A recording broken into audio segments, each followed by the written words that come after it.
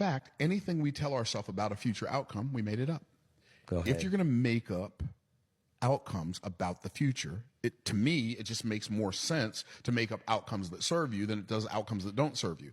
It makes more sense to make up outcomes that give you the ability to serve people than it does to make up outcomes that rob you of the ability to serve people. It's great. Because you're making it up anyway. You're using the exact same amount of energy to conjure up an empowering story as you do a disempowering story. So why would you conjure up a disempowering story? That's counterproductive on way too many levels to count. Which is what we do when we worry. That's That's literally the definition of worry. I call worry wasting present energy on a future outcome that's undesirable to me. So good.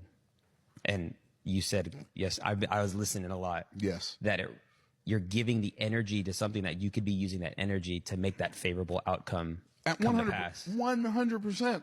Worrying about something not working makes it not work because worrying about it robs you of the energy that could make it work. But you wasted it on worrying about it not working.